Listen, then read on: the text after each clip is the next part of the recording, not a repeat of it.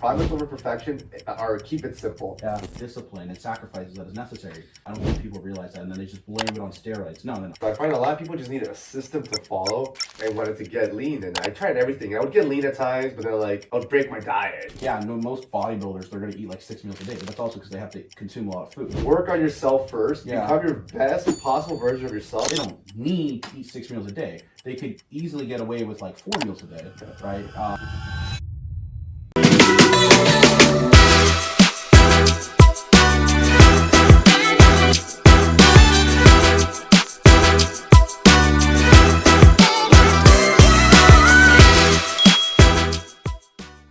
Ladies and gentlemen, boys and girls, people of all ages and everything else in between, welcome to, I still don't know which episode of the podcast this is going to be, of the Start Yesterday podcast. I am your host, Adam, aka Puffy, aka Puffy Got Buffy, and I am here with an esteemed guest, a dear friend of mine that I've met for the first time today. Esteemed, wow. The man with the self-esteem, esteemed. I'm here with Mr. Martin. Is Dasco? Yeah, Dasco. Yeah, I nailed it. I'm so bad at pronunciation. So how's life? Well, life is pretty good, yeah. Thanks for having me. It's a Sunday for those listening. I don't recommend doing podcasts after a party. Had a few drinks last night. I'm here to talk about health and fitness and wellness. No, that's the best time to do it, bro. I'm big on authenticity, dude. So like that's the best time to do it, honestly. Like I feel like so many people are so fake nowadays. They're so inauthentic. They're so like full of themselves. So like do a day in my life and like, bro, like that's not your day. You know what I mean? Like, shut up, bro. Like, okay, maybe that was your day, but like, were you doing that every single day? Probably not, you know? And it's like, people paint themselves as like such perfect saints. And it's like, no, I actually appreciate the transparency. Like, you're like, you had a party. You're like, you know, like. I fully believe in being transparent. So many people in the fitness space are so unrealistic. Because I've read about fitness and finance, and people are so unrealistic, so full of themselves. They tell these like ridiculous stories. Like, you know, you probably see social media. You see those like, you know, those like morning routines. It's like wake up at 2:30, swim across the Atlantic, manifest the ice bath while you read 3 books and learn 2 languages. Like, shut up. No, that's dude. That's it. That's how you're just in amazing shape. What do you mean? You gotta manifest Atlantic. Yeah. I try to keep it realistic and honest with my audience. You have to visualize the ice bath as you're in the ice. Visualize success. I'm sure that works, but you know, I'm not like. It does and it doesn't. Like, I'm not a huge believer in that per se. It depends on, I guess, the scenario. I feel like definitely if you want to manifest or envision your success when it comes to maybe like health and fitness, that's huge. But there's only so much manifesting and like affirmations that you could shout in a mirror in the morning to like, that's not going to make you a millionaire. Of course. Right? And I mean, if it works for you, it works for you. I'm not here to knock what works for people. I just don't want people to think that they have to follow one certain path. There's a million different ways to get in shape, and it's okay to have some fun in the process too, you know. So, I mean, on that note, like, do you do anything with like a morning routine or like I don't know, like, what are you against in terms of like the social media? I guess that's 2 different questions. But yeah, do you do like a morning routine? Yeah. So speaking of morning routines, yeah. The reason I make fun of these unrealistic routines is because, you know, I think Alex Hormozy said this. I've heard a few people say it. Yeah. Like, you don't need a 20-step routine. Just yeah. Get to work, get shit done. So I'm known for saying this on my Instagram. It's like you know, hydrate, caffeinate, and dominate. Like, oh, that's nice. So my goal every day is to have a glass of water. Yeah. Because you gotta hydrate, obviously. Like, it's the most annoying and boring rule. Hydrate. Yeah. I have a cup of coffee. I open up my laptop and I get straight to work. And oh, really? I'd read that book by Mark Twain. No, not Mark Twain. Mark Twain. Isn't that a singer? No, Mark Twain was the poet. Oh. Come on. Oh, that's Shania Twain. Yeah, well, that's close enough, right? No, he was. I don't think it was him, but there's a book by somebody else. Oh my goodness, I can't remember who, but it's called Eat the Frog. It's Mark Twain made it. I think he said something about eating the frog, but it's by Brian Tracy. I've heard of Brian Tracy. Brian Tracy is on my vision board, actually. Really? Yeah. Yes, his one advice was to eat the frog. So I try to do my toughest work first. So whether it be writing, or like if there's an article I've been kind of slacking off on, or a topic I know I need to write about, or if I'm working on a book or a project, I get to that. I write for as long as I can, because you have limited willpower and self-discipline. And I don't believe in relying on self-discipline. I believe in just getting, like, that's just my routine. Yeah. It gives me some structure in my life, so I know if I'm going to have that water, have that coffee, I'm just going to write. And since it's winter time, I have to obviously state this. I have a happy light. I try every gimmick, because I'm not going to lie. It's tough some mornings. Without the sun, yeah. It comes out at like 8 in the morning. It's dark, so I get my happy light on. I go straight to my kitchen. Like, no crazy routine, no working out. I'm actually not a believer in morning workouts. I believe afternoon is the best time to train. Yeah. And it's like a reward for me. Fitness is my reward. So I get straight to work, I get stuff done, and I focus on doing as much as I can until I burn out. And the rule I try to stress, and obviously it's not going to happen every day, you can't check social media in the morning. Oh. You cannot check your phone. And I'm not here to be the fun police, but the second you check your phone, it's over. All hell breaks loose. Your buddy went on a political rant. Some girl you like posted a guy in her story, and now you're sad, or something. There's always something happening in the world. There's never like a situation where there's not gonna be nonstop news coming at you. So as soon as you check social media, it's over for you. And it happened to me I think it was last week. I was ready to go. I checked my phone. I knew I shouldn't have. I checked Instagram, and I started and then the whole morning's done. Yeah, someone had some Christmas markets. It was innocent fun. It was like Christmas markets to do in Toronto. So I clicked on that. Then I watched that video. Then I started reading about Christmas markets. I started planning out my week. I'm like, I gotta get to work. So long story short, get to work. Don't worry about complicated morning routines, and do your best to avoid social media in the morning and at nighttime. That's valid. I mean, for me, my biggest rule of thumb, and actually on that thing, there's a device that maybe you would like, but other people would definitely benefit from. It's called a brick, and it's a really stupid name, but a brick. It's not a literal brick. It's a brick for your phone. So basically, it's like this. It's a square. The whole point of it, it's only compatible with iPhones if you have an iPhone. And so basically, you set up apps that you approve and you don't approve. And so when you program the brick, it's designed to where, how do I explain this? You put the brick on your fridge. Yeah. You click your phone to the fridge, and then it's bricked. So Instagram, YouTube, TikTok, you can't open the apps. It does not let you. It's a really great thing that's helped me, because then I leave my phone's bricked. I still bring the phone to the office, but when I get distracted, or if I try to get distracted, I can't. My phone is literally blocked. I can't use it. Really? Do you have it here with you? No, it's at my well, not at the podcast studio, but I can send you a link for that. But super helpful. For me, my biggest rule, similar to you, I don't necessarily agree per se with like do your hardest things first. I do agree with that to a certain extent.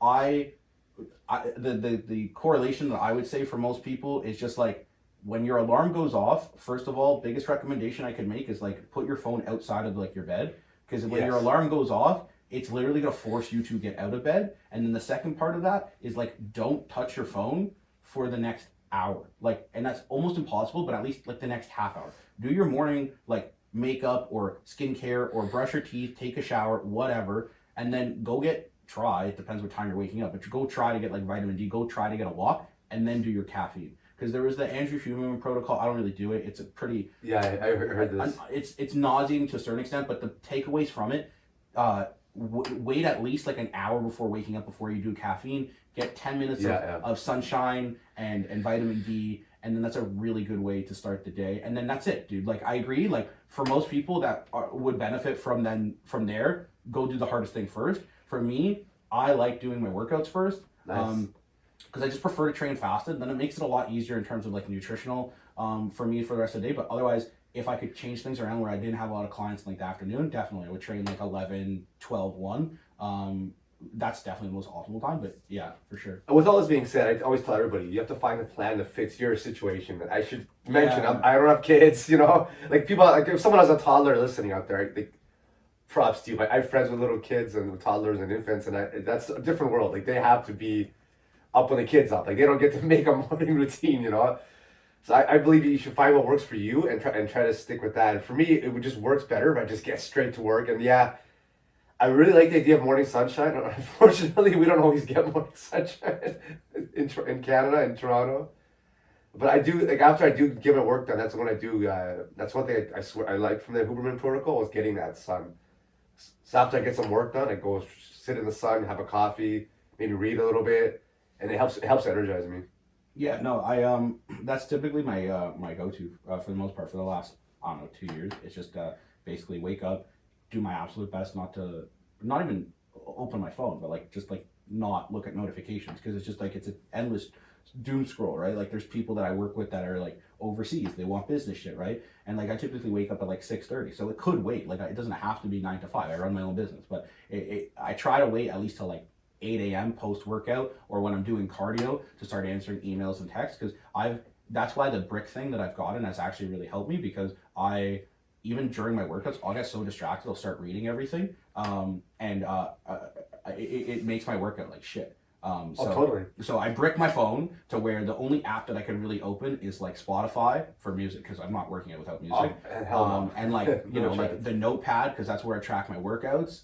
Maybe like the weather app, you know, but other than that, what else do I need? Like I don't, right? But I also need my phone because it has Spotify. So it's actually a really solid thing.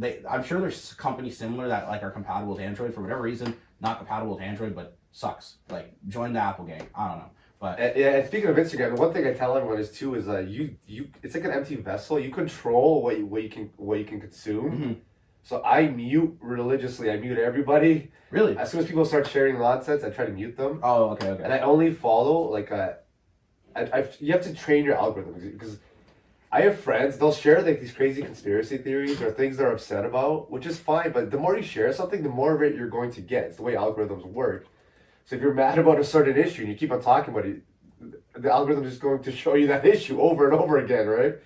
So I've trained my algorithm to give me Spanish lessons and like workout stuff. So every time I go into Instagram, I get a Spanish lesson. I'll see a workout video. I'm like, this is perfect. No conspiracies, no like doom scrolling, no negative news, no negative people. I try to make it as positive as possible every time I log in. Wait, so you're learning Spanish? Yeah. Ah, nice. I'm on day 280 of Duolingo in Spanish. Really? So I'll be honest with you, Duolingo is okay. It's not great. So what I do is look it up on Instagram. Look up like there's different Spanish accounts. Just type in Spanish to English, whatever. Yeah. So my new favorite thing is doing a Polish to Spanish. Because I speak Polish, my family does. Okay. So I do Polish to Spanish lessons. That forces me to like learn both. Interesting. Yes, I just follow like accounts. They give you like tips. There's so many. Like, I didn't realize how many accounts do this. They just give you advice. It's like they'll do like phrases or like honestly, I follow at least 20 accounts, and there's like new ones popping up every day. They just give you advice, like different words, different like verb structure. Have you tried like Babbel or Duolingo, or you just? I do Duolingo. I have like a 1,600 day streak. 1,600? Yeah. I thought, holy shit! No, time out. I didn't want to brag, but yeah. No, I feel so inconsequential now. But here's why I hate talking about it, because I'm not fluent in the damn language. No, but you know it's funny you say that, because I was actually in where the fuck was I? I was in somewhere in like Spain, like in May, and we were talking to someone. I was flexing on my like 100-day streak on Duolingo at the time, and granted, it didn't teach me shit. Like I could now I can comfortably say I can go to a grocery store and like buy stuff. Can I like talk to the cashier? Un poco, but the chick we were talking to, she was doing Duolingo for like 1,100 days. I was like, oh my god, you are like the greatest person I've ever talked to. But she was like, yeah, I can't have a conversation. Like I know the words from Duolingo, so that helps. Like I've never lost for like a word per se, but like the structure, like they don't teach you to have a conversation. The cat walks next to the monkey. yeah. It's like the other day it was the best. It was my mom was dancing with the cat or something stupid. I'm like, great. Like what a practical phrase. And that's the other thing. They don't give you anything that's like actually that practical. But the words are fine. So on a baseline elementary level, it's solid. It's just I think there's if I had a gun to my head, or it's like if I was going back to anywhere that spoke Spanish, I would definitely get like a tutor or get someone that was fluent in Spanish and then like just talk to them like more fluently, and that's the best way to learn. Well, I find immersion is the best. So what I do, I spend every winter in Mexico, or at least a few weeks. And I just go there and I also listen to like Spotify podcasts, like teaching me lessons. Like, so I go for a walk and I try to apply it to like, I'll do like, let's just say I'll learn like the verb saber, like to know. And I'll try to like use that in a sentence. I try to talk to people. But English people? Like Spanish people. Oh, right? okay. It's Mexico, right? So I try to take it as far as I can, right? Yeah. And then obviously eventually like they realize I don't know what I'm talking about. Oh, really? Even after 1,100 days, or what was 1,600 days on Duolingo, you still... I mean, yeah, that's crazy, man. I'll be honest with you. I don't think I've met anybody that's actually learned a language from Duolingo. I hate to say this. I love the app. Dude, that's 5.5 years of consistency. I do it all. I just do it every day. It's like crazy. It's like my morning routine. It's a habit. You gotta just do it. I do it before bed, or I do it in the morning. It's by like slacking off. You know, some people go on Reddit or they scroll. Yeah, just go on Duolingo. That's a healthy slack. Yeah, yeah, I know. So hopefully next time. 5.5 years though, man. That's hopefully crazy. I become fluent eventually. I'm not giving up. That's crazy. I don't think fluent's necessary. Fluent's difficult. I would like to get to the point where I could go to like, I don't know, I could go somewhere and just have like a very minor conversation. It does feel good. I can have a conversation with people, and that feels good. Oh, then that's solid, dude. Yeah. That's like more than like most people. It is fun to be able to speak to people, like For me, I have a thing for Latinos, so it's like that's the Like, biggest. getting a Spanish girlfriend would be the best thing. Man. Yeah, well, because then they'll help, right? They'll be yelling at you a lot, but that's how you learn. No, and they'll say jaha. Wait, my favorite is they don't say haha. They say jaja. They're like cha cha cha cha cha cha cha. I didn't know what that was for the longest time, and then I was like, oh, it's you saying haha, but apparently they don't say ha. They say yeah, jaja. that's his J. Yeah. So going back to I guess like the Instagram and the I guess lack of people with authenticity. What are things that you don't like, or what are things that you do like? I guess probably focus on things that you don't like. Like I don't like what in life. No, that's yeah. Let's just start. No. In terms of like Instagram, because like we were talking at the beginning about like people being like inauthentic or like just basically posting like their day in life vlogs and like we know it's a bunch of bullshit. Like, is there anything else on that lines that you don't like? Yeah, I hate how people have like these strict and regimented rules for people to follow. But what a lot of fit people don't understand is like I had an argument with this guy. He's a bodybuilder, and he's like ranting and raving about you should eat every 2 hours. You should be working out, doing this. I'm like, yeah, but you have to understand, you are a bodybuilder. Like you live for this. Most people, they just want to be like fit enough to take their shirt off at the beach confidently. You know? Yep. Like they don't want to track their calories. They know they should, but they don't want to. They don't want to miss out on their parties. They don't want to like say no to a friend's bachelor party. They just want to be fit enough to feel good about themselves, and because fitness is supposed to improve your life, not make it more stressful. 100%. So some people have these strict rules, and it's like it's not for everybody. I try to be flexible. That's why I got into the fasting stuff. I like flexibility. I like if you can stick to something, like if something's like easy to follow, you'll stick to it in the long run. You know? Yeah. Like some of these like unrealistic diets. It's like who can eat like that for the rest of their lives? You know? Well, my saying that I tell everybody is a diet isn't a diet if you can stick to it for the rest of your life. Yeah. But that doesn't mean I'm going to tell you to eat chicken, rice, and broccoli for the rest of your life. Now, if you're a bodybuilder or you like bodybuilding, you're going to have to make incredible amount of sacrifices. And I have nothing but respect for anyone, whether they take gear, whether they don't, I don't care. Like the amount of discipline and sacrifices that is necessary for them to get on stage and look the way they do. I don't think people realize that, and then they just blame it on steroids. No. Like, they're eating cold chicken breast out of a fucking bag. You know, they're going to a buddy's house and they're like, no, sorry, I can't eat this pizza. I brought my cold ass chicken breast. Like that's levels to the shit that I won't do. No, same. Right? I had so much pizza last night. Oh man. We also shout out to Ali. You also had the health and homie health for homies. Yeah. I fucking love Ali. So fun fact, actually, I met Ali. He's one of my friends. I dropped a podcast with him last week.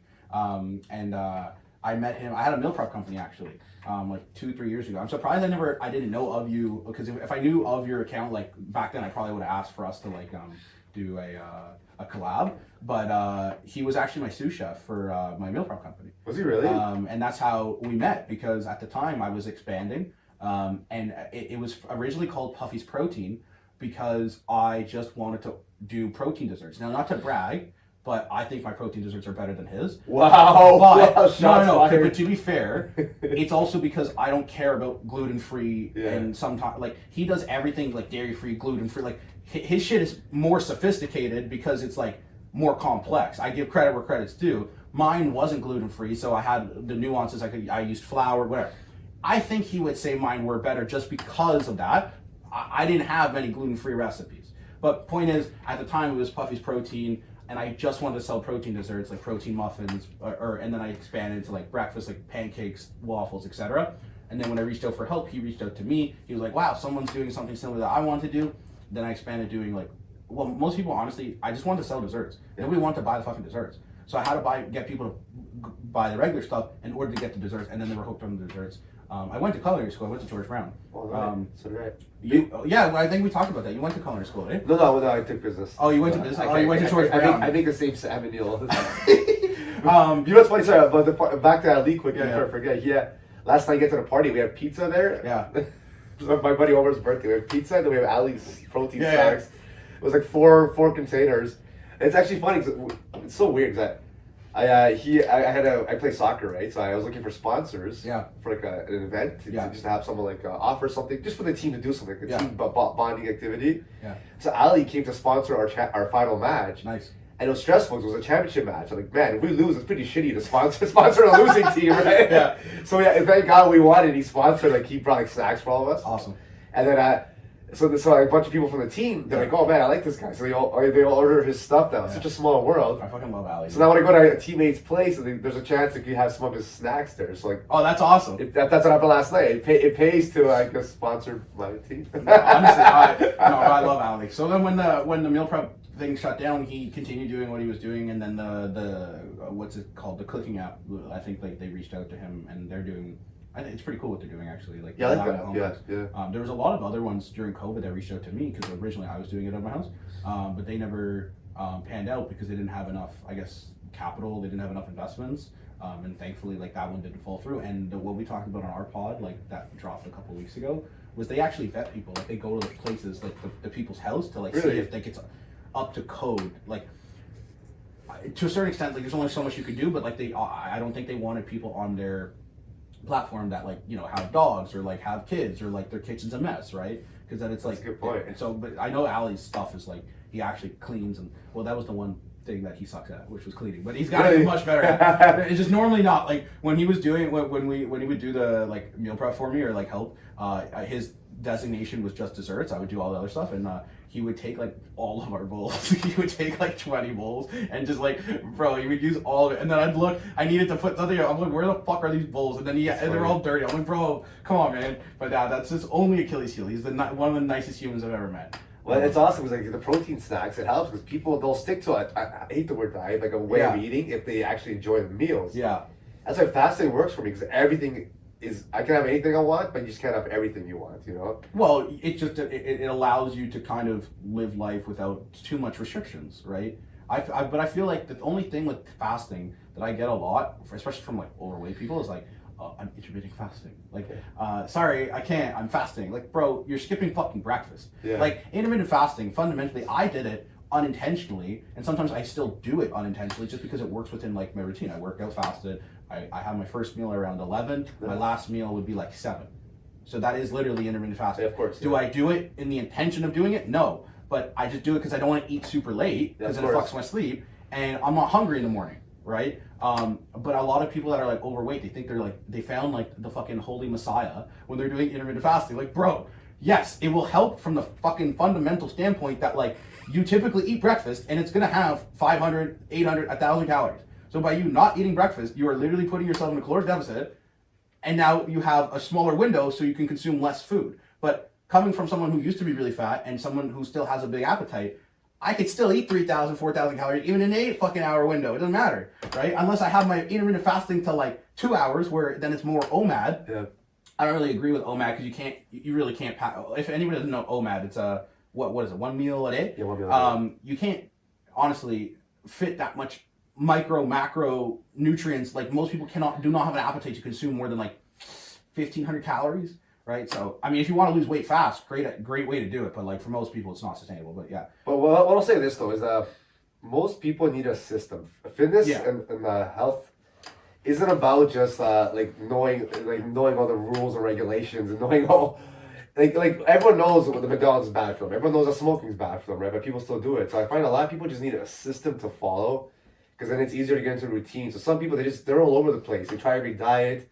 And then they give up. It's like, oh, I can't eat this boring food forever. Are the diets are too restrictive, too strict? So for a lot of people, they just need that system of knowing, like, okay, I'm gonna wake up, have water, and not eat till 12. Then I'm gonna have my last meal at 8. For some people, it happens naturally. It's like they just know, like, I'm not gonna eat at nighttime. I want to eat at nighttime. Other people, it's like they're all over the place. So I've had friends tell me they're like, just knowing that my eating stops at 8 helps me. Because then you don't snack, right? And that's one thing that gets a lot of people, especially in Canada in the winter. It's like late, it gets dark at 5, you just want to snack, you're bored, you're munching. You're not really hungry, you're just bored, right? You're looking for something to do. So by having a set system and knowing you're going to eat for like X amount of hours, it makes life easier. Whatever makes your life easier, I'm all for. No, that's actually very valid. Like I had a buddy, actually, he was smoking a lot of weed. And obviously this is not necessarily like the exact same thing, but it's with the timing. He was smoking a shit ton of weed, so all he did was like, okay, until it gets to 6, I think it was 6 or 8 p.m., I'm not smoking weed. So just like, yes, that's an extreme measure, but it actually worked because he smoked less weed just fundamentally because he put a timeline on his brain, right? So is there any, I guess, advice that you would give or recommend to people that are wanting to fast? Like how long do you typically do your fasting? So it's so weird talking about this fasting stuff. It's like I think so by accident because like I was doing pro wrestling, I was doing all this stuff, and I wanted to get lean, and I tried everything. I would get lean at times, but then like I would break my diet. You know, I would eat like I would try a different way of eating. I would break it, so then I finally found the system. That's why it works for me.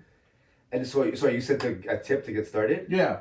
I think the best thing to do is I treat it more as a productivity system than I do an actual diet at this point. So like, if like a lot of people they think they have to. I used to follow the old rule. I used to think you have to wake up and eat protein or eat a breakfast right away, and then I didn't actually like eating breakfast. Like I just don't like the process. I didn't like it took forever to make, and it just delayed my day.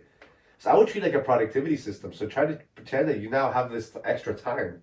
So instead of waking up and worrying about eating, you can use this time, like I said, if you want to work out, you can do that. If you want to get some writing done, get some work done, I would use that time to get shit done, get something done, be productive, and then try to set like a window you can follow. Maybe you can start eating at 12. You have a nice big meal. Because I personally hate small meals. Yeah. And that was the biggest problem with bodybuilding culture is I cannot do like six meals a day. It is so boring. It's like I'm sure there's people out there that can have like one drink and go home. I'm not that kind of person. Yeah. Same thing with eating. I can't just sit down and have like a bite and be like, oh, I'm good. Yeah. It's like no, I gotta eat a feast. I love to pig out, but I also love to look good, right? Yeah. So I've come to accept that for me to pig out every day, which I don't want to stop, I'm just gonna have to follow a fasting system. That's what I do. I recommend finding an easy window, like, and don't even think about it as fasting. Because like people that do Ramadan, like that's like true fasting. Yeah. Like no fluids until like that's crazy. Until sunset, right? That's don't even work out. And like I've seen guys do jiu-jitsu, no fluids, no water, that's nothing. Crazy, man. I guess it's easy in November when it sets at 4 p.m. But it doesn't matter what time. In July, it's sun setting at 9. That's tough.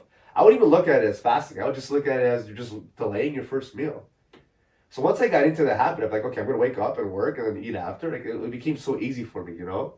And now it's more for productivity, to be honest, than it even is for fitness. Well, I would say you said the thing about bodybuilding, like, yeah, no, most bodybuilders, they're going to eat like 6 meals a day, but that's also because they have to consume a lot of food. It's also their job. Like. Yeah, exactly. Like, if we're talking about like pros or like guys wanting to get their pro card, like, yeah, that's literally their job. It's like, it's a thing. But for people that just want to do bodybuilding or just put on more size and they focus like on hypertrophy, they don't need to eat 6 meals a day. They could easily get away with like 4 meals a day, right?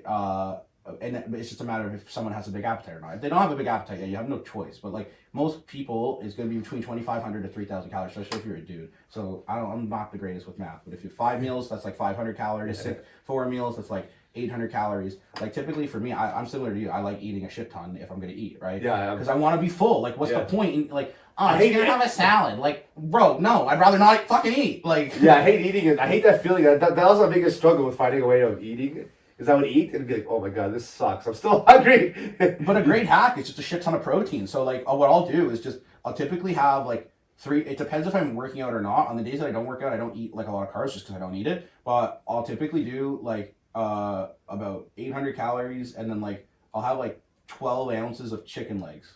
I love chicken. Right, I love skinless, boneless chicken legs. Right? And then I'll have like a protein bar because I always have a sweet tooth, or I'll eat one of Ali's brookies.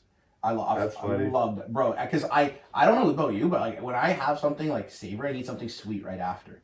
So that was like one of the biggest Achilles crutch, and that's exactly why I started doing like the protein desserts. Like I have a recipe for protein s'mores cookies, so good. But they're not gluten free, so Ali won't make them. But really? He could probably make them. Honestly, they're not that hard. But what were we got? Oh, you also mentioned the wrestling thing. So I want to ask you because I'm a big fan of wrestling. That's awesome, man. Right? Were you a fan of wrestling that got you into it, or like? Oh, of course, yeah. Okay. It's one of those pro wrestling sucks you in. You know, it's like you watch it for the first time. You're like, what is this? It's so random, so wild. Like I need to know more about this. I remember watching it since like '93, since I was a kid. You know. Wow. Okay. Like when Hart died, he turned on his brother. Remember? Rest in peace. Oh yeah, of course. Yeah. Remember when he beat up Bret Hart? He turned on him. He kicked his leg out at the Royal Rumble. Well, first it was Survivor Series. Then at the Royal Rumble, he went off on him. So I started watching many years ago. And then when I was 25, I was like, well, I guess your age now, right?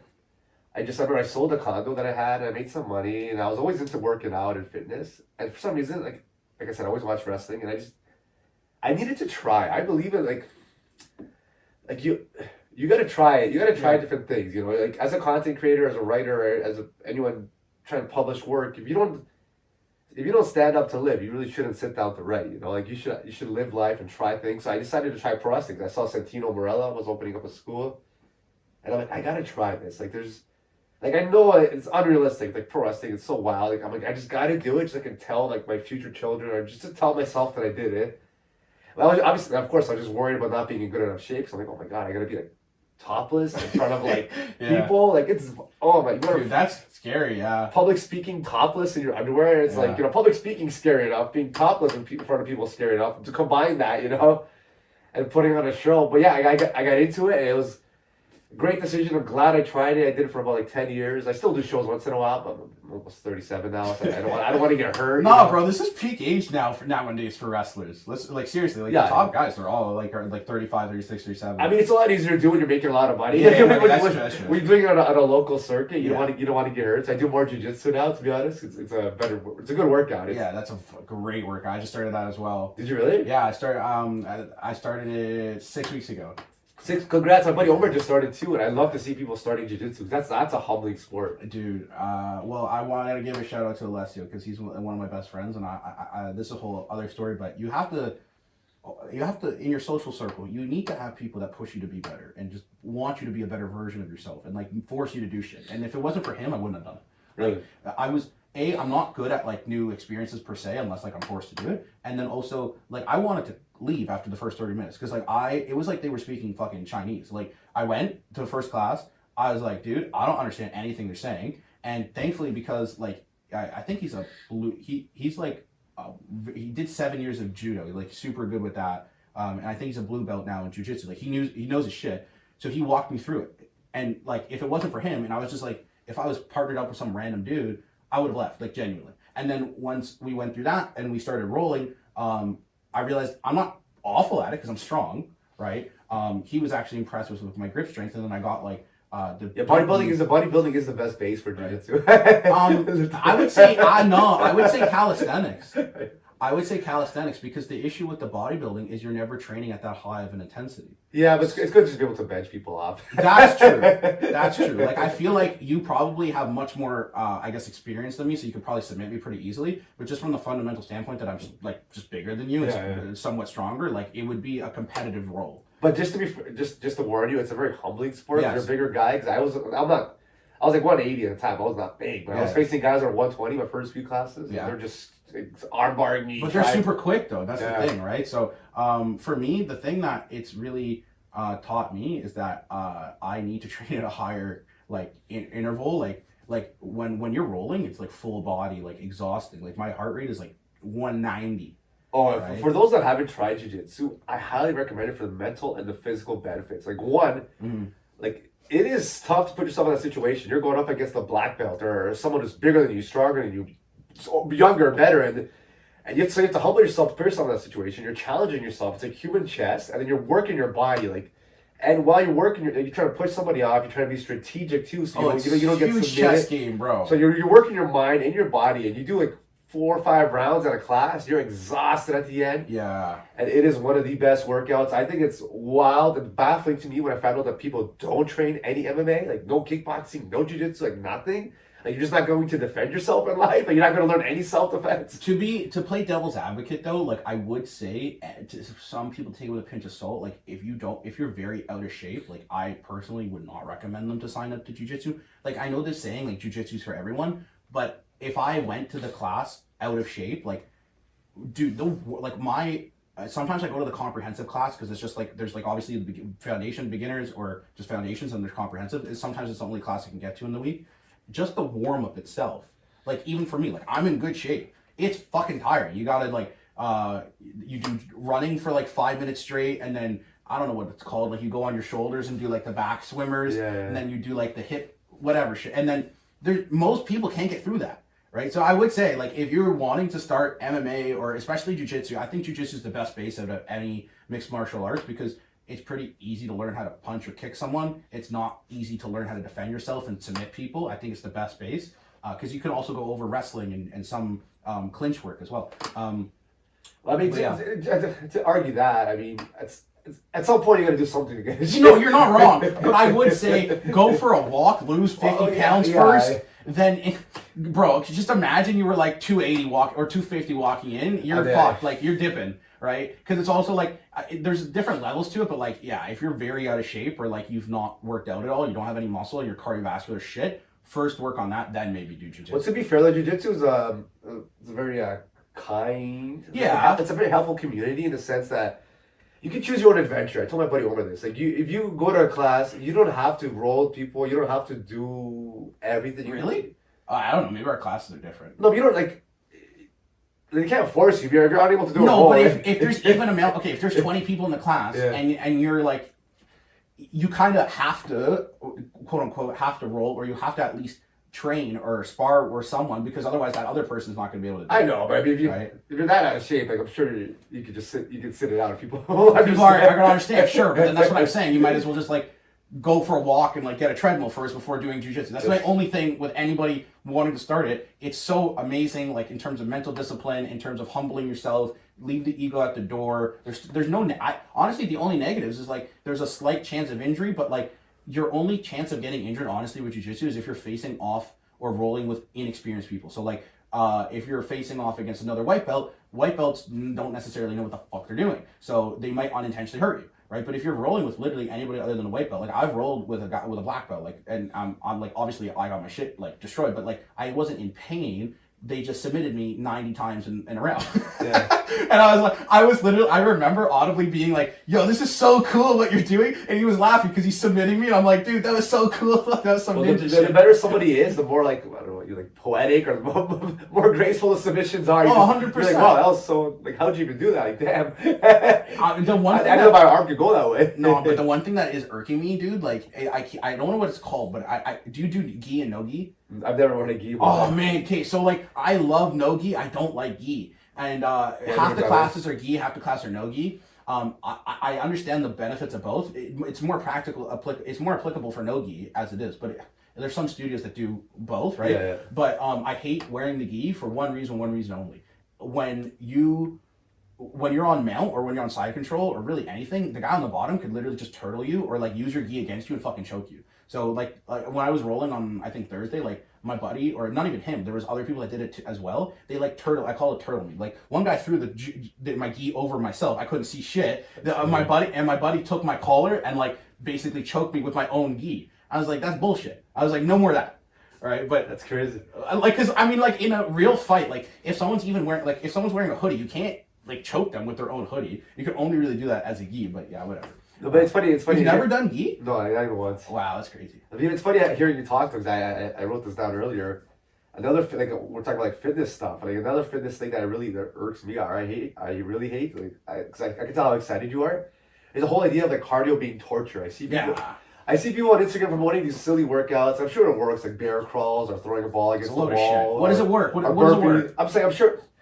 Are doing an hour on the Stairmaster? I'm sure that's like some people could do that. Oh, I do it. Oh, I can. I do an hour. So like, okay, like this kind of goes to a whole other thing. But like sometimes when I overeat, I feel a little guilty, and so instead of like walking my dog in the morning, I'll walk my dog and then I'll also do an hour of stairs. See, that's why I was surprised of how quote unquote out of shape I am with jiu-jitsu, because I could do an hour of stairs and burn like 700 calories in an hour. Most people can't. Right? Dude, but the stairs are not trying to choke you. Though. No, that's the thing. And it's like you're working your brain, and you're worried, stressed too, and you're worried about fucking turtling you with your gi. Like, yeah. But the one thing I always recommend to everybody is like, play is the best cardio. And you're a bit younger, so you might not have this problem yet, but as you get older, people do not get enough play in. What do you mean by play? Like enjoyment? Yeah, like any play. Anything in jiu-jitsu, that's play. Like going to a park and throwing a frisbee around. I play soccer. Like any play. That is the best cardio. Any enjoyable physical activity. Anything that you look forward to. Like when you join a volleyball team or a soccer team, you're actually excited. Like you're excited to go to jiu-jitsu class. That is the best cardio. I was so excited. I would just be like... You're excited talking about it? It's like, I'm happy once it's over. I'm happy once I like roll. I'm like somewhat dreading like going there and then be like, oh, this is gonna be like game time, you know? Yeah. But like I once it's over, once like you shake hands and you bow, like then it's like a serotonin boost. Like I'm happy that I did it, you know? Oh, so once you get better, it gets yes, that's the other thing, right? I'm like 6 lessons in. Like I have been told from some people that I've rolled with, like I'm much better off than when they started, just simply based that like I'm strong, like my grip strength is really good. I got one of those like what is it called, like a dynamo thing, like Yeah. the thing you hold, and like my grip strength is like 180 pounds, which is like really top notch, right? So like I can hold on to people really easily. But other than that, I don't know what the fuck I'm doing. So, Yeah, but that's the beautiful part. You're gonna look Yeah. back at these days one day Yeah. and be like, wow, that was fun. Your future self will thank you. It's all about doing things like that. Like investing in your health pays the best dividend. It's all about doing things that your future self will be proud of. Like I'm so like. Being almost 37, I'm so happy that when I was like 25, I started jiu-jitsu. Like, you know, like, I thought I was too old then. Isn't that funny to think? Like, that's funny. Like, you're thinking, I'm 25, I'm way too old to start a new hobby. It's like, what? That's what a stupid way to So think. you've been doing it for 12 years? 11 years, yeah. Oh, that's crazy. So are you, what, like a purple? I don't know how it works. No, honestly, I just got a blue belt recently. What? I've been at a yogi gym and I really... Oh, then that's a bit different. Yeah. Yeah, maybe I just suck. I don't know. No, but it depends how some curriculums do it by classes, do it by time, or do it by experience. But that's surprising. You have a decade and you just got a blue belt recently. Well, I've switched gyms a few times. I mean, Maybe that's what, I don't know. I don't know. I know my buddy, like, he was at a gym for a year and then he went from white to blue. Some guys get a black belt like in 8 years or 5 years. Every gym is different. Some gyms do it for marketing too. That's a different topic though. That's a whole other thing. Yeah, they'll give you a belt just so you stick around. But, Well, yeah, exactly. They'll give you a stripe, but I don't really blame them. It's still a business at the end of the day. Well, progress is the best form of motivation. Like when you're working out, or if you're trying a new workout or a new way of eating, you see any kind of progress. That's what keeps you motivated. You know? Yeah, I remember last week I rolled with a kid. He was super lengthy and like super not muscular or strong, and I kind of felt bad, but like he was a white belt, I was a white belt. The sensei said to like roll with someone like on your level, right? And I remember I was doing such nice trash talk. I was like, he was trying to choke me, like he had his knees around me and he was trying to like, I don't know, squeeze my rib cage. I'm like, buddy, you gotta hit the adductor machine. Like this isn't doing shit. And then he was succeeded. You're talking shit. He was so lengthy. He was so I was so proud of myself. It was my first choke. I choked him with his own arm. I didn't know what I was doing. I just took his arm and I wrapped it around his neck. Yeah. Wait till you start doing submissions you didn't know existed, or you start getting hit with the ones you didn't. Oh, that happened. That happened to me many times already. I had like a guy. They're like wizards, bro. They're like ninjas, dude. Like, of course. Yeah. I'm like on side control, and then they'll like just like do some fucking breakdance shit, and I'll be on a rear naked. Like, oh, it's so humbling. Yeah, you got to go through that to get better. It's like anything, right? It's like 100%. So repetitions. The same thing with working out. The same thing with like really anything. So the wrestling, are you like retired from it or like what? Nobody retires from wrestling. You just stop getting used, or you just stop doing shows. I mean, I don't think the Undertaker's coming back for one more match. He could come back. He's also 6 years old and a multi-millionaire. Yeah, that's true. It was a fun challenge to do, you know. But I recommend trying things. You know, I went through a phase where I tried like I said, the pro wrestling. I did like half marathons, and I hate running. Oh, that's not good. No. I hate running. Yeah, I did a few half marathons. I'm always down for, like, you know, I do new sports all the time. I'll try rock climbing, curling, and like to try to get better for jiu-jitsu. I tried to start running, and I'm just like, yeah, fuck this shit. It's not for me.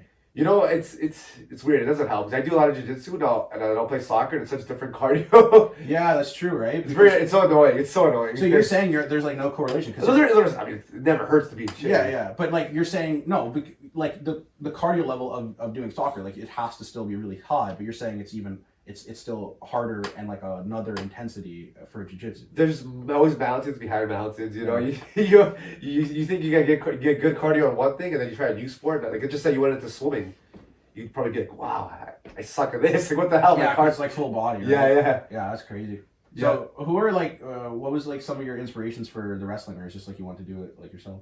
My inspiration is like people like Daniel Bryan or Chris Jericho, like smaller guys that did it. It's like when you watch like you know, wrestling or movies, everyone's like it's like Arnold Schwarzenegger. These guys are huge, you know. They're like 6'6", 280.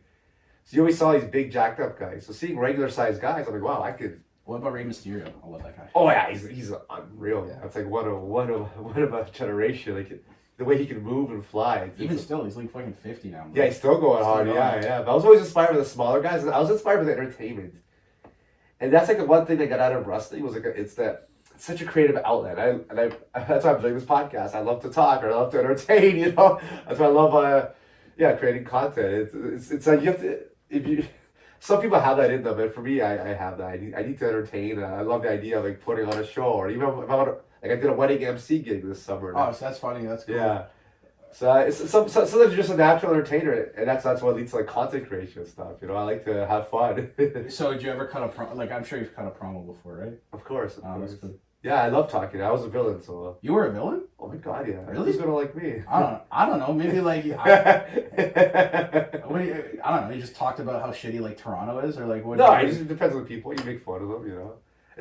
I'll tell you this: the bad guys have all the fun. Yeah, that's true. And in any movie, any show, anything you ever see, nothing happens until the bad guy arrives. That's valid. There's no movie. There'll be no plot. There'll be like nothing would ever happen. There'll be just how boring would like every movie in the world be without a villain, you know? So what was your like character? Or did you have a character? Yeah. I was just a lover. I was a Latin lover, and I was. Okay. There you go. So you'd like come with a rose. And Yeah. And give it to like some guy's girlfriend. Yeah. I'm fucking got hotter than you. It's such a fun creative outlet. Then it forces you to become that person. You're forced to get into better shape. You know, you're like, I have to be in shape. I can't be a fat wrestler, you know, or an out of shape wrestler. That's valid. That's where I got into the fasting, and that's where I started taking my fitness seriously. Because I would see photos of myself after shows.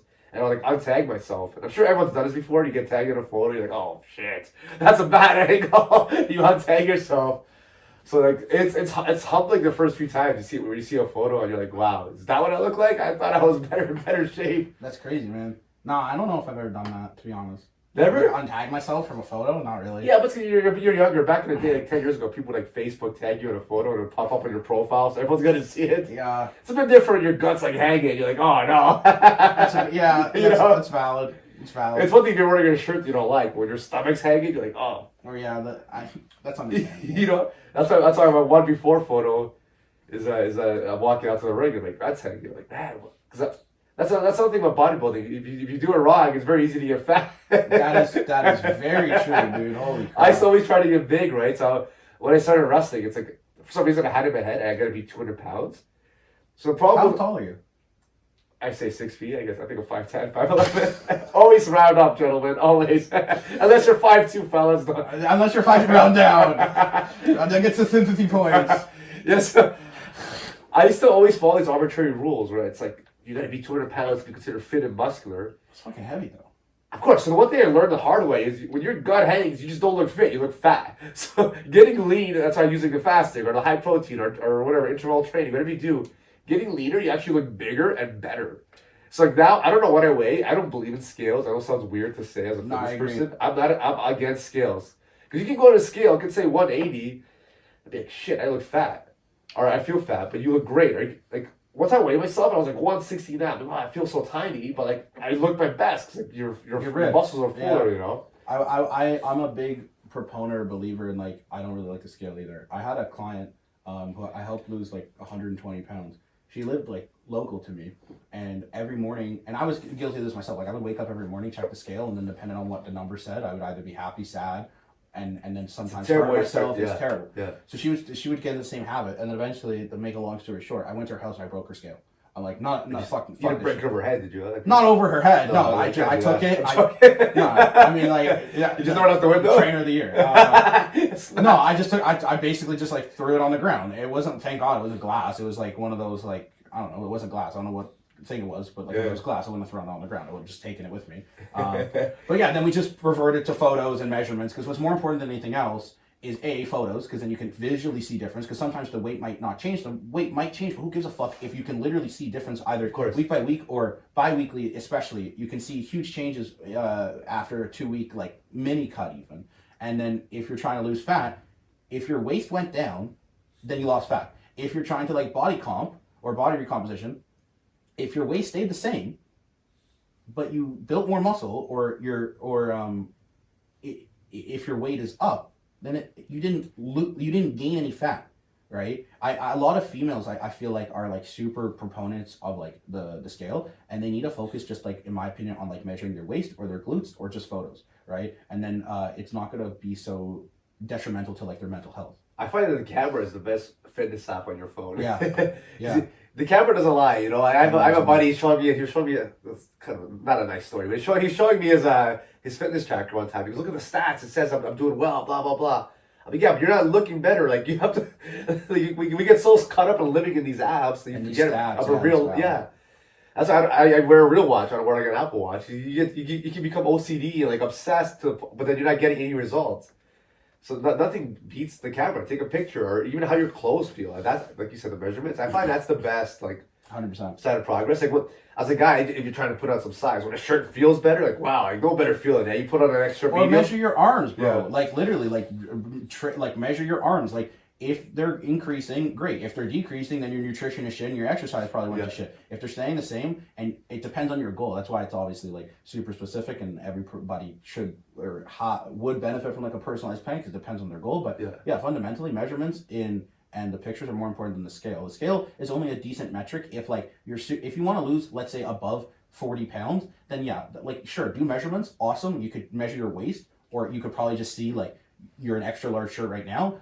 A couple months from now, you'll be a medium. But unless you're super heavy, then the scale doesn't really matter. Unless you're a fighter, you have to make weight. But yeah, if you don't well, have to make then that's weight, a whole other yeah, story. of course, Because they're also doing things in a somewhat unhealthy manner. Like they're cutting totally water unhealthy. You're and, cutting like 20 pounds in a week. yeah, it depends. I guess it depends how much, but a lot of people that are cutting for a fight, it's ludicrous. Like it's never healthy. sauna. Oh, it's nothing healthy. I'm surprised nobody's died from it yet. It's actually crazy.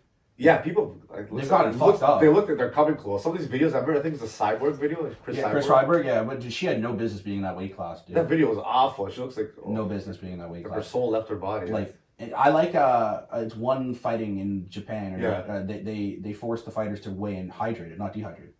Yeah, but so, people like, are just gonna cheat this. Well, but like it's good and it's bad. Like Demetrius Johnson, like he had to fight up a weight class because he couldn't fight at the normal weight class he was in the UFC because he couldn't get dehydrated, which is both good and bad. It's the healthiest way to do it. Like I find it incomprehensible how guys our size, like I'm 6 feet. Always 5'11", round up. Actually, for me, like I'm 5'11" and a half. Well, So you're gonna be wearing shoes. You'd say you go on a date. You'll be wearing shoes, actually, right? funny story. You'll be 6. I once put on my dating profile. This was like 5 years ago when I just started it. I put it 6'2". So I felt so fucking guilty and self-conscious about it. And the chick that I was going out with is so funny. Like she was like 5'0", all right? But I was so fucking guilty about this. It was winter, so I had boots and I bought height boosters. And I showed up and I felt like a different person. I felt like I was walking on stilts. She didn't know. But like I was like 6'3", bro. My head touched the ceiling of a subway car. That was so funny. It's funny because when I started wrestling, I bought like most wrestlers do this, a little secret. I bought boots with lips. Yeah. So I was over 6 feet, but the problem is I could barely move because yeah, it makes you feel like you're walking on stilts. I move so much better in amateur wrestling shoes than I do in those walking on stilts. But yes, only 6 feet though. I don't remember what I was saying before that. Talking about dating, though. No, you're a dating profile. Whatever. Okay, so what's your favorite moment from when you were wrestling? Was it when you were a Rosebud? No, that was a Rosebud. That was a conga line with No Way Jose. Oh, I thought that was I was thinking because there was another guy who had a similar gimmick like a couple of years ago. Adam Rose. Adam Rose, yeah. You know, I did a storyline once where like this guy was proposing to his girlfriend, and I came out and I ruined it. And I was like, everyone thought it was so real. It's something that people suspend disbelief, but like everyone knew this couple from the gym. Yeah. So like, he goes to propose, and everyone's like cheering, getting emotional. Was this a legitimate proposal? No, it was not that. Oh, okay. Yeah, the guy's gonna propose in the ring, you know. Hey man, craziest things have happened. I broke that up, and then I took his belt and I beat him with it. That's funny. That's one of my favorite videos ever. It was just so ridiculous. For us, it lets you to be ridiculous, and someone like me, I need a creative outlet. Like sometimes I share ridiculous stories and people like don't understand. I'm like, oh man, I forget that real life feels like pro wrestling sometimes, but it's not. No, that's actually valid. Sometimes life is like pro wrestling. Yeah. Except you can't script it. No. Can't script it. Can't predict the outcome. I wish you could. That makes life so much easier. Man, imagine if we had all the answers, or we were just like we live in a simulation. You could just like script your own. Technically, I mean, if we want to be philosophical, you could script your own ending, right? But it's hard to predict the future. You don't know where the ending's actually. You do your best to try to create it. That's why you got to stay in shape and take your fitness seriously, and and stay on top of things. To do your best to stay young and youthful, full of energy for as long as possible. Yeah, that's valid. Well, I don't know if there's anything else about wrestling. I don't know. Is there any other like funny stories? Who's like the most famous guy you wrestled? I've been around a lot of famous people, luckily, because I did like tryouts. Not tryouts. I did like WWE extra work, so that was fun. But it's just cool meeting people that you grew up watching. Like that's probably the best thing about wrestling is like I did seminars with like people like Billy Gunn and like guys like Pete Dunne ended becoming really big. And, so that's always exciting when you do a seminar with someone you've grown up watching or you've seen on TV and you learn from them. That's pretty sick.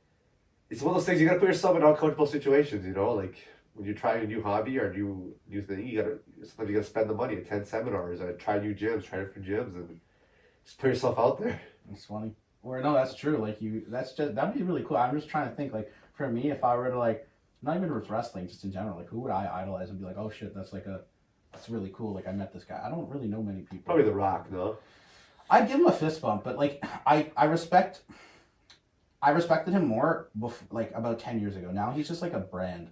He's literally a physical embodiment of an advertisement. He's not even a fucking human anymore. He's like a robot. Yeah, that guy prints money though. Bro, like he's got the tequila, the skin line. You know what I mean? Like, he's on his going to be board of directors. I can respect the hustle, but he's lost touch with reality now. He's not a human. He's literally an ad. His brand and his image are intertwined so much now where he can't do anything that's not an ad. He only speaks about advertisement. That's yeah. Well, my favorite thing about him, he always tells that one story how he was broke with the $7. Yeah, that's why his production company's called $7 Production. Which I loved, but like the real story is he was only broke because he got cut from the CFL. Yeah. And then he went straight to WWE. He made one phone call and got signed. Yeah. He tries to sound so relatable. It's like, dude, you literally got signed with his dad was fucking Rocky Johnson. Like, man, come on. It's like you got signed by one phone call. Yeah, it's like that's not paying your dues. No, it's like if you're the kid of it's like if you're Beyonce's kid. Yeah. And I dropped out of school and things were so tough, and then I called my mom and she bought me a condo. Yeah, I know. It's a hilarious story. It's like people get into it. I'm like, dude, like, come on. It is a cool story. But it's like, you just literally called and you got a job. Like, Yeah, you didn't do anything. No. He talks about paying his dues. You were not paying your dues. No, he didn't go to. He doesn't know what the indies are. Yeah, he says he did shows, but it's because you were signed to do shows. Yeah, exactly.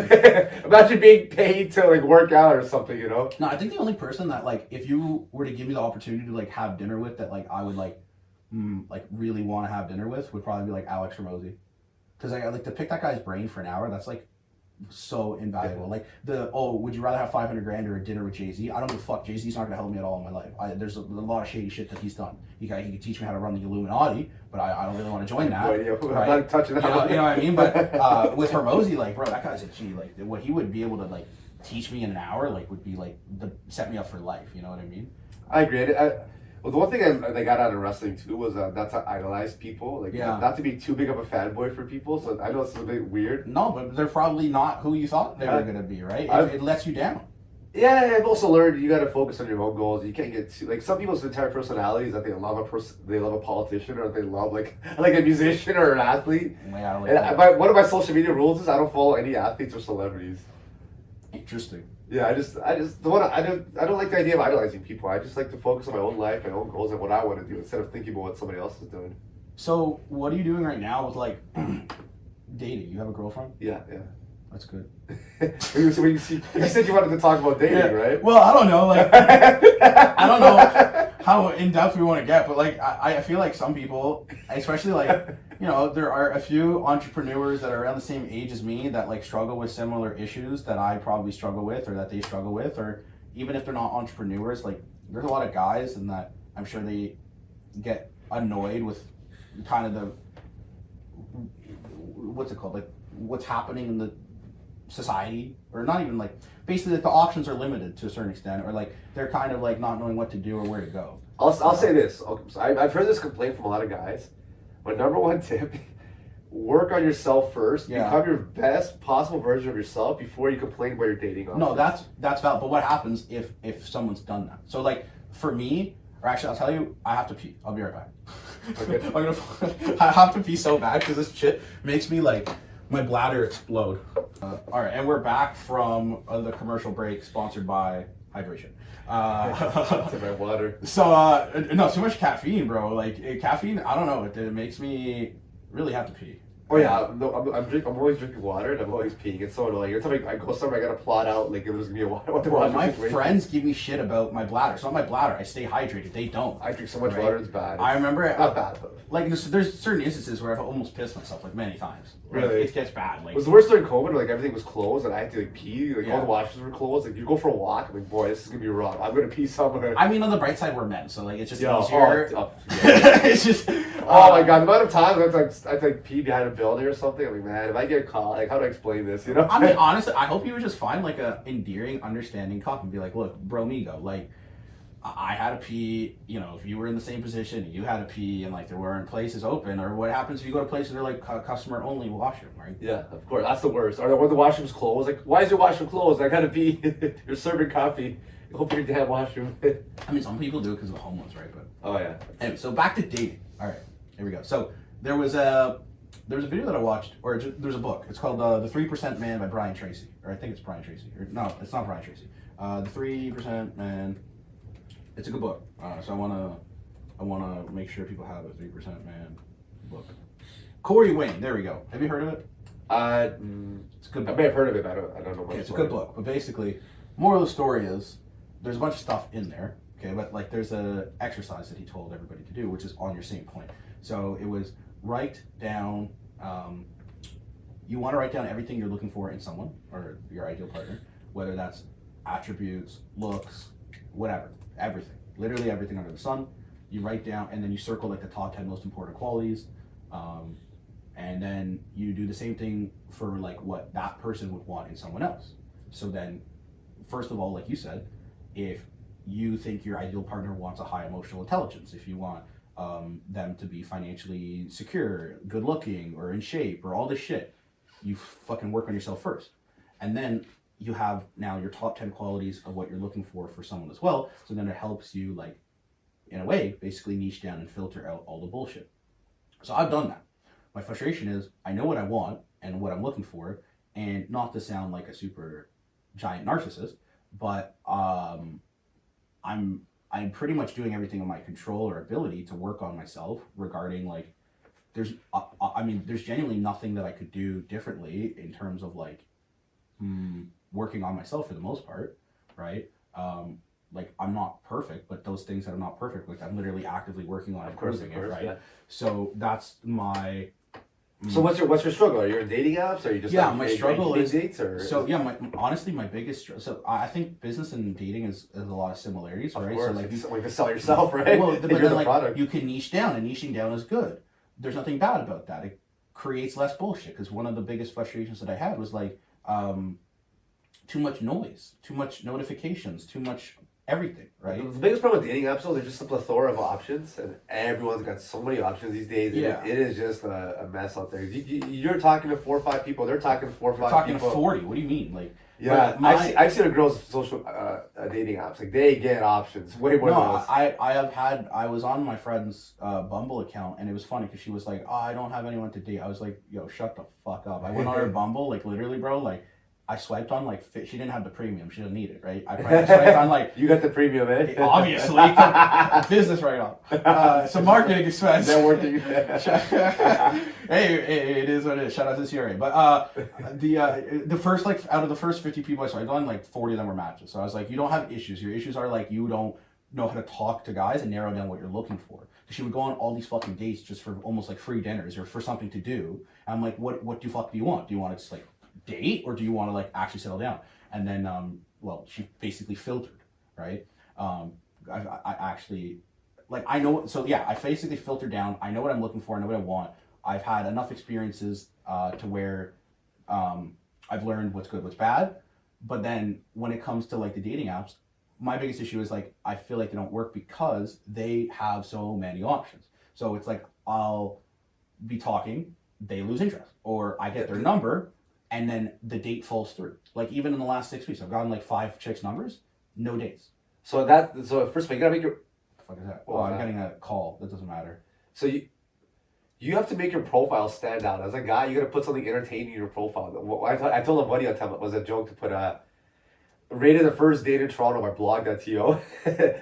Rated the best first date in Toronto by blog.to. Oh, that's actually solid. You know? Or like, don't message me if you don't know who Zach Morris is, because same with the bell. So you have to make your profile stick out, and then this is where things get tricky. You have to get the date right away. I find too many people find pen pals, they chat, they talk about nothing. Yeah, I'm not interested in that too. So you have to just set up the dates right away. That's one thing I found. Get the number, say, look, I feel like our profile, we would connect, would be a good match. Let's just go for a coffee. Yeah. Because I love setting up fun first dates, but if you don't know someone, I would recommend just getting a quick coffee and go for a coffee. 100%, go for a walk in the park, get to know them. And then if you guys kind of vibe, then go plan an activity. Go to the trampoline park. Go to medieval times, axe throwing, mini golf, like inline skating. There's so many options. But you have to get that date to happen. Do you find they're just falling through the dates? Yeah, I find that the dates just fall through. Like I get numbers. How so? From my understanding, like they just lose interest, and I don't like. So the dilemma that I face is: do I pretend to be something I'm not? Like, do I put on a facade and like fake who I am, or because I talk to people the same way I would talk to them in person, the same way I talk to you. I'm huge on authenticity. So do I put on a facade and like be more suave, or like do the childish bullshit where it's like if they took 6 hours to respond? No, don't do that. That is so stupid. Do not wait to respond to text. You know what I'm saying, right? Do not wait. Yeah, that's one thing. When I first got back to dating a couple years ago, that was the weirdest thing about dating was the proper response time. I don't care anymore. I'm at that age where I don't play games. Remember, I was seeing someone, and she would wait to respond to it, like a text, but she would view my Instagram story the second it got posted. Yeah. Like, you're obviously on your phone. You viewed the story. It was like up for a millisecond. You already viewed it, You're obviously... probably have push notifications on for that. Just respond to the damn text. Maybe, honestly, you gotta just set up better first dates. Are your first dates My first date... No, so, bro, honestly, like, I've also learned, like, I really don't like dinner on the first date. Never, ever do dinner. No guy... So the reason... I learned this the hard way. For anybody that needs to learn this, like, to each their own, obviously, but, like, you don't know this person well enough, and also from a guy perspective, it's fucking costly. But besides that, if you don't vibe, which you'll be able to tell within, like, the first 10, 20 minutes... it's awkward as fuck for the next hour. Never. It's also expensive. It's also very time consuming. My typical first date go-to is either like a dog park if they like dogs, or coffee, or just literally a walk/coffee/walk. Because I can...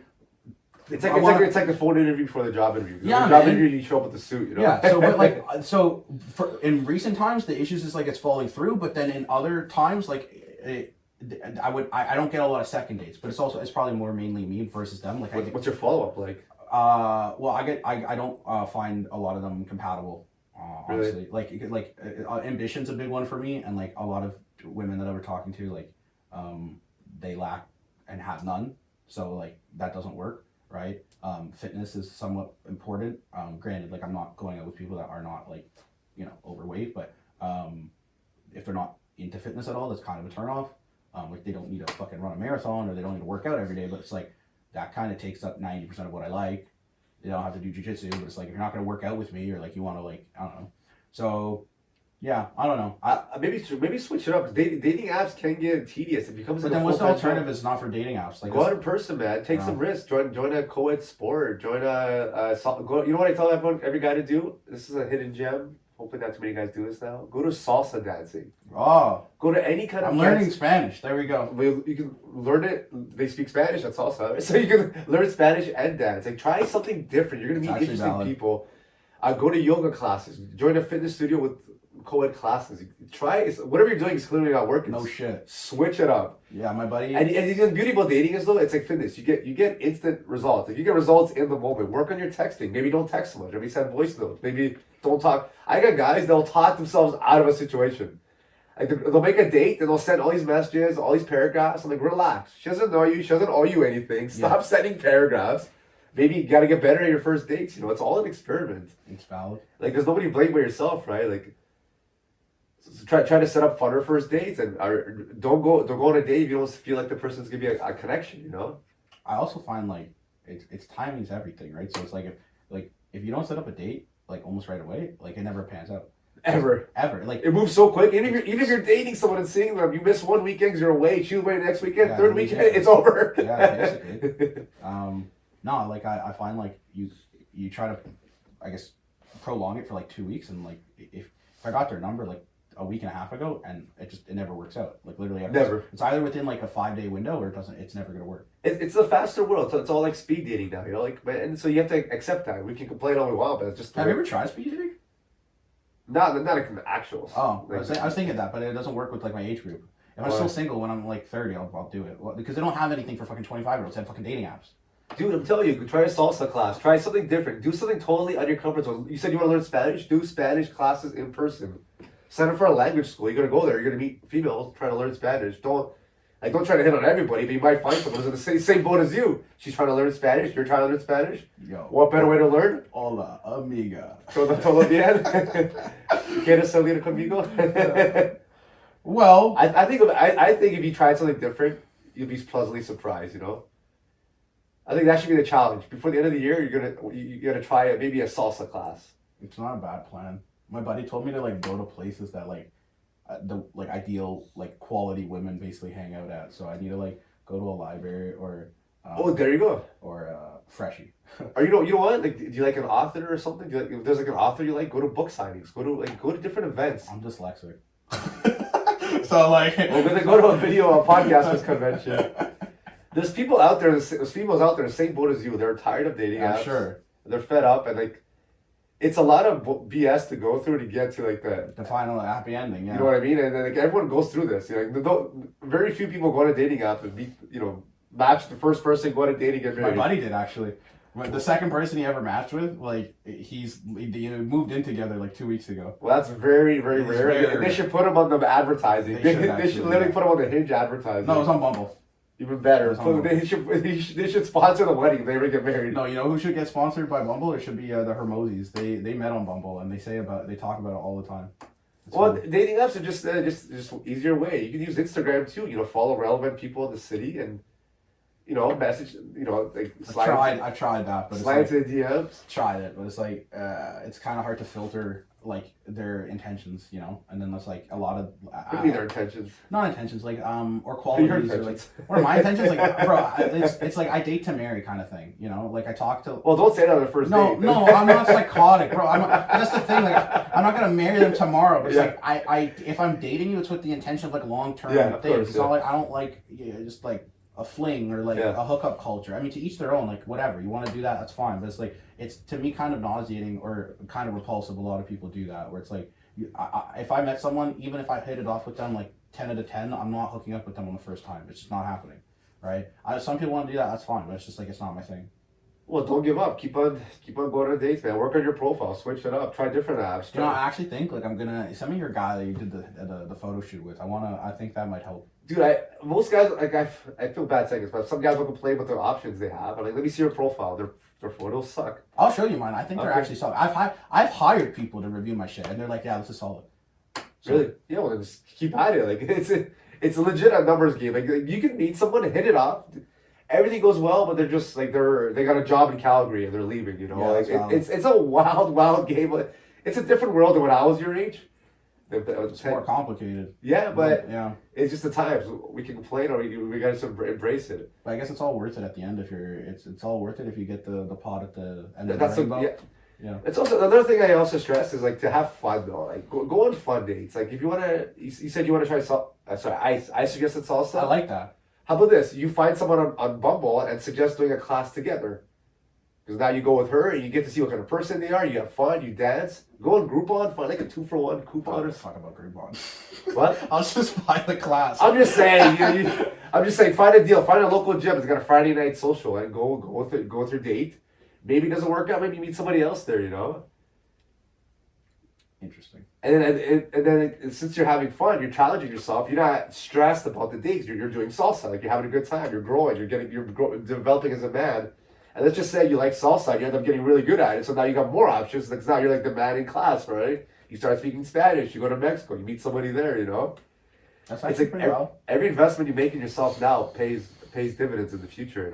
Yeah, I wish BJJ was just more somewhat female oriented. No, you're not gonna meet a girl in jiu-jitsu. No. Chances are, if I do, like they're gonna terrify the shit out of me. Chance. My old gym was mainly guys. Now there's some females, but yeah, you're not gonna. No, actually, one of the gyms I trained at, they had a decent amount of females. But yeah, they terrify me. Like in the best way possible. Like go to like language school. You're not gonna meet someone on the mat. I'm gonna look up a hip hop class. I would rather hip hop than Spanish. Actually, it was something that I was looking into. Actually, before I did BJJ, I wanted to do like a breakdancing class because I love breakdancing. No, I've never done it, but like it's something that really like I like. But they don't really have like many adult like breakdancing classes. Like at least if you're a complete beginner. I'm sure there's something. I've tried finding it. They have more hip hop. But then the thing that scares the shit out of me, and like this is why I need like someone to go with me, bro. Like, no, never go with people anywhere. No, dude, like it scares the shit out of me. I'm gonna walk into like this fucking hip hop class, and there's gonna be like 30 women, and I'm just gonna get so distracted and like so anxious. I'm just gonna like bumble, like I'm gonna like fucking, I'm gonna crawl into a ball, bro. Like that's terrifying. You know what's gonna happen. You're going to go to the class. You're gonna say you're a beginner. They're gonna say cool, and just like in jiu-jitsu, they're gonna say awesome. Here's beginner step 1. I'm gonna actually here's beginner step 2. I'm gonna drink a fucking half a whiskey, half a bottle of Mickey. When you went to jiu-jitsu, they didn't say, "Oh, you're new. Okay, you're facing the black No, but belt." I went with my buddy. That's the difference. I went with my buddy. He forced me there. He dragged me there. Like, I'll be honest. I was around your age, 25, when maybe a bit younger, when I realized that if I want to do something, I have to do it on my own. So I was planning a big Euro trip after college, and then everybody bailed. So I'm like, I guess it's not happening. But then I was like, why is it not happening? So what I do, I booked a ticket all by myself. I started traveling the world on my own. Where'd you go?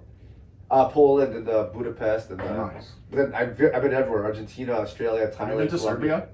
I know. I love Serbia. So dude, I started traveling on my own. I would have never traveled if I waited for people. But see, actually, to Doing counterpoint that, I traveled alone last year to Europe. Yeah. Pros and cons. Pros, it was okay. Cons, more expensive because like you have to carry all the costs instead of like someone else coming because it's 50-50 or a third. And also there's highs and there's lows. I got really bummed out some days where especially like I was in Amsterdam. Thank God for the weed being legal there. Also Toronto has better weed than Amsterdam, but whatever. I got really bummed out because I just saw everybody coupled up and doing shit. You know? I know, but that's stepping out of comfort zone, man. No one said it's going to be easy. Like there's been trips where that's happened to me too. To be honest, like you're having like a great time, you're vibing, and then you go to like I was in Australia, and I remember I went to Byron Bay, and I just didn't get along with anybody there. So what I do, I went skydiving. I'm like, screw this. I'm gonna challenge myself. Holy shit! You went skydiving? Yeah. Was that good? Did you like No, it? it's terrifying. It's amazing. Did you actually like it though? I mean, you like it when it's over. Would you do it again? Yeah, your body goes into shock. It's I don't think I could do it.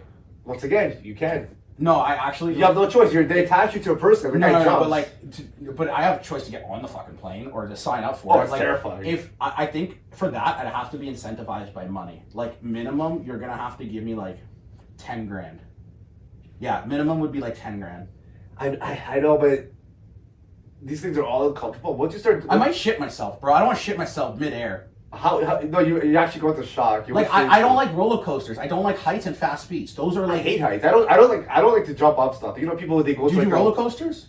I could do them. I don't like. So, but you could do it. I got nauseous on that shit, bro. Like You won't get nauseous if you're flying out of a plane. Believe me, you just body just goes into black shock. out. Yeah, it's fun to try. Oh, bro, I'm like, oh, that actually like it's giving me chills thinking about that. But you're sad on this trip, you know. That's why maybe when you combine activities. So what I do when I travel somewhere, I find a jiu-jitsu gym. So if you just say now that you do jiu-jitsu, you go to Amsterdam, find a local BJJ gym, Oh, and I could do no gi. and talk to those guys. Like, hey, what's everyone doing tonight? Yeah. It's happened to me. It's happened to me everywhere I go. I find a jiu-jitsu gym. It's And actually solid. by that same night, I usually have plans. Oh, that's pretty. Other sick. guys will tell you where to go, what to do. I'm gonna do that actually. That is a fantastic idea. Dude, I'm going back to Mexico because I love the Gracie Bar there. We just train and like we're all friends. Like some of the guys return every year. It's like some on vacation with their wives. They just come to class. Some just live there. Some just like that, just tourists. You know, people passing through. I did it in Peru. I was in Cusco. I found a class, and that was terrifying. Because that air, you're so high up in the air, the altitude. You have altitude sickness just walking around. So trying to do a jiu-jitsu class was very, very challenging. But yeah, that's one of the easiest ways to meet people on a trip. That's solid, dude. So, to I guess put a bow on it, I want to know like what are your top 3 tips for anyone wanting to. Well, we talked a little about dating. We also talked about fitness, and you're kind of a jack of all trades. You've been around, but this fundamentally kind of is a fitness podcast. Some business, some dating now. It all ties in, man. It all fitness, business, dating. No, it does actually. It really does. Because like, if you can't manage your health and fitness, you're not going to be able to manage your business. If you can't do those two, it's going to be hard for you to like date. And if you can't close, you're not gonna get a date. Yeah. You know. No, I could close, but I can't close with women. There's a giant difference. I disagree with that. I've gotten 10K piffs. I cannot secure a date off a chick off the street. Maybe you can. Your approach is wrong. Obviously, Well, at least currently, Yeah, like, you but also find- I've not been. I've taken courses and mentors and shit for sales. I have Yeah. not done the same thing with Hey, dating. Hey, you know, guys, we invest money into business coaching. I think more guys need to date or get a higher dating coach. or get some sort of help, or honestly. Most guys just cannot accept that they suck at it, you know? Like, Bro, I want to show you my dating profile. Maybe we'll do like a behind the scenes of on YouTube of you fucking reviewing my thing. dude, it's most guys can't accept that they suck at it, you know? Like, they think they're good, and I look at their profile sucks. They're not that fun of a person, like, No, you know? valid. If you want to get a 10 out of 10, you got to be a 10 out of 10, you know? You can't complain about your options if you're not... Well, dude, I got like 200 matches yesterday on Tinder. So, not to brag, right? You got 200 matches on Tinder. Yeah, but like, Tinder's terrible, dog. Like I got like, it's too much messaging, dude. It's too much messaging. Like, Well, yeah, with your 200 people, that's a lot. So imagine you're trying to close a business deal with a client. But trying to message 200 people is stressful. If you message 3 people, it's a bit easier than 200. It's tough to follow up. so okay, just to circle, just to put a ball on it. 200 matches. I want to know like your top 3 pieces of advice for anyone to improve their fitness. So first tip is add more play to your life.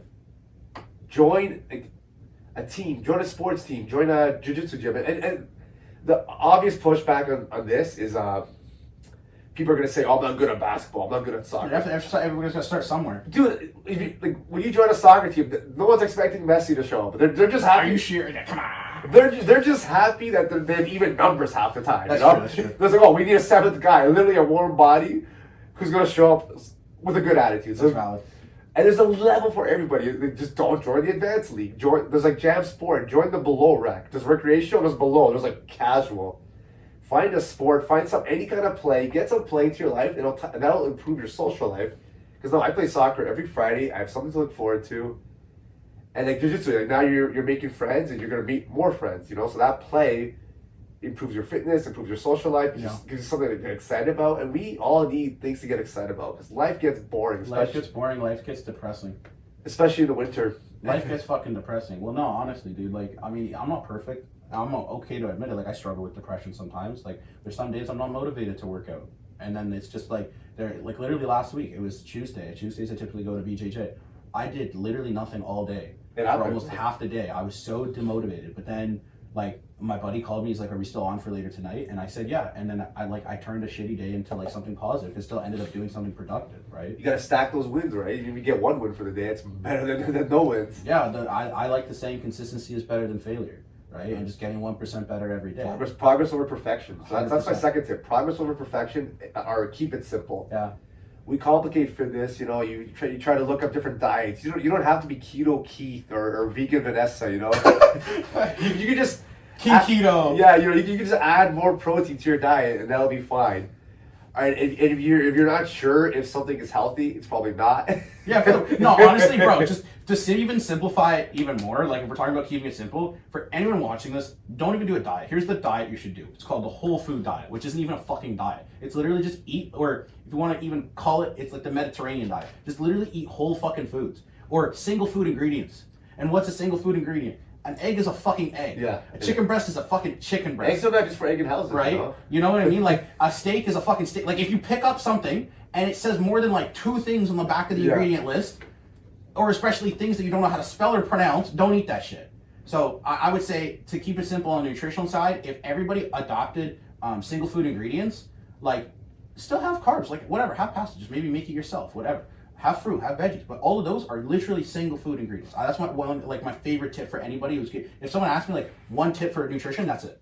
Yeah, makes sense. I can't argue with that. And the third thing, I'll go with this one. It's watch your social circle and find ways to be accountable. Find ways to hold yourself accountable. And like there's like your parents told you this when you were a kid. You know, you show me your friends, I'll show you who you are. Well, it's annoyingly true. I love the saying, you are the sum of the 5 people you hang out with the most. Whether you even planned unintentionally or cognitively or not. Like, if you don't have any friends, if you don't have any friends, but you see your parents all the time and they're miserable, or you go to work and everybody you're seeing is miserable, guess what? You're probably going to be a miserable piece of shit. And to go back to like the BJJ with my friend Alessio, he like forced me to do something and pushed me outside of my comfort zone. And people need more people like that in their life, because people are like me, where they're timid. They don't want to do a new thing. Yeah. Right? I know what you're saying. Go do shit alone. But like, genuinely, a lot of people are not going to do that. But imagine if I had another friend like myself, where I have a buddy, DeAndre. He's single and notoriously single and bad with women. And if I reach out to him, we would go to a bar together, and then that increases our likelihood of actually doing it. Because would I go to a bar myself and talk to women? Absolutely not. I'm terrified of rejection. right? But I went with him to a singles event like a couple months ago, and I was appreciative of our friendship, and I was appreciative of him because he actually went to me, like he actually went with me to that, right? So it's not just like the social circle, but it's like who you listen to, who you associate yourself. But like, yeah, if you have friends and those friends are negative and those friends don't lift you up and those friends won't help you stay motivated, stay consistent. Like a good friend is someone, yeah, you could call in the middle of the night and they pick you up if you were drunk at a bar. But also a good friend is someone that's gonna tell you, hey man, maybe don't fucking smoke that joint, or like, or get off the couch, or like maybe don't go home with that chick. Like whatever, like maybe it depends. Okay, but like that's might be a bad example. But don't do this drug, or like I had a buddy who like was super like smoking a shit ton of weed, and like I was like, dude, like he asked me for a joint. I'm like, no, I'm not gonna give you a joint. Right? You got to be good influences on people's lives, and I feel like a lot of people are missing that. Yeah, if someone's starting at day zero, I can understand it could be tough because you don't know anybody. So you can hire a personal trainer just to have one positive influence in your life. 100%. One of the biggest reasons people hire me is for motivation and accountability. Right? It's also an added benefit because they get the knowledge, they get the experience. They're fast tracking a decade of shit of playing a guessing game when they're hiring me. But it's like one of the biggest things is like, you need someone to hold you accountable. There's an analogy where it's like, when you were younger, you brush your teeth all the time because your parents told you to. Every morning, hey, you gotta brush your teeth. And now what happened when you fast forward? You probably have fucking good teeth. You're not English, right? You're not from the UK, so you probably have fucking good teeth. And so that's something that people are missing on a day-to-day basis. They don't have that. They have nobody to hold them accountable. So it doesn't have to be a trainer, but you could literally, if you have a good, solid friend, like a day one, a homie, a BFF, or someone that a ride or die, fucking message that ride or die and ask him to hold you accountable. Right? I had a buddy. I love this buddy. He's texting me right now, Zach. Shout out to Zach. Shout out to Zach. Zach like, attack. No, because he makes me a better person. Like he wants me to do better, right? He gives me business advice or whatever. And the point is, he was on a weight loss journey. He didn't want to necessarily hire me. He just called me for advice, no issues. And what he ended up doing is he just sent me pictures of every fucking meal he had. Yeah. For 4 weeks. And when I didn't get the picture, I wouldn't push him about it. I'd just be like, "Where's my fucking picture?" Right? That's pushing. Well, okay, it wasn't that blunt. It was just like I was sending an emoji of the camera. I was sending an emoji camera, right? And the eyes. And yeah, basically, and then fast forward, he's down like 20 pounds now. That's amazing, right? So you have to. I think that's if anybody were to take. I mean, all free advice was great, but I feel like a lot of people don't have a good surroundings around them. Right? And even like one final thing when it comes to being accountable, even if you put it in your Instagram story, put it in your Facebook, like, hey. Kinda. It could be a little like, some people need that, but it's also like, aren't you reaching for a little like attention? Like, am I going to put on my... we post topless photos, of course we want attention. But like for me, like if I'm trying to like, I don't know, man, if I'm trying to go on a date, like, am I going to like... Okay, yeah. You know what I mean? Like there's certain areas, sure, if you really need that type of accountability where, I don't know, man, like that's kind of stretching it for me. Like that's I'm saying if someone's at day zero though, if you have nobody in your life, that's what. But it's very unlikely anybody watching this right now has nobody that they can reach out to hold them accountable. Hey, they're you just never too know. timid. People have a lot of. Yeah, so if you truly have nobody that you could call, you don't have a bromie or a homie to like be like, yo, I need you to do this for me, then sure. I think as a last resort, you hold yourself accountable by posting on your Instagram story or doing those like challenges. I'm doing a 60-day challenge and I'm gonna post a reel for 60 days straight. That sure, but like for me, that's a bit reaching. Like. It's almost like you're just wanting attention. But some people need that though. Somebody needs, you know? Yeah, they want the likes, they want the comments, they want the encouragement. So it's like I get it to a certain extent. We all have different ways of getting motivated, right? If all human beings are so simple, like we could just be motivated just because someone told us to be motivated, right? Have you ever watched the show Hot Ones, like the Hot Wings show with Sean Evans? No, they interview bro. Nobody watches the shit. Which I think Hot Wings are so. Okay, stupid. but like he interviews celebrities. You've probably seen like some memes of it. But like basically they have like 10 chicken wings. There's 10 questions. Each question's easy, then it gets harder, then the hot wings get hotter as it's a really cool format. Moral of the story is at the end of each episode, he's like, we got this camera, let the people know what you got going on. So basically, to wrap this, to put a bow on it, I mean, you just plug whatever you want. Yeah, just follow me on Instagram, Martin Feast, and everything's there. I have lots of articles, I have courses and programs. Just shoot me a message if you're stuck. Go through my stories, go through my story highlights. I'll put all your stuff in there. When I drop this, we'll put everything in the description. If you're on YouTube or if you're on... Yeah, just follow Martin Feast. It's easy. Same account on TikTok and YouTube, so yeah. Beautiful. Okay, well, if anyone's still listening to this on YouTube, please subscribe, like for more, drop a comment if there's any questions you'd like. And then if you're on any of the other platforms, Apple or Spotify, and listen to like more than 2 episodes, leave a review. It helps with the algorithm stuff, and I appreciate you listening. And until next time, thanks. I guess have a good day. Take care. All right, bye. Boom. Oh wow, that was fun. That was sick, dude. 2 hours. Holy shit. Yeah, that was solid. I gotta call my buddy now. I'm gonna do a poll asking the girls.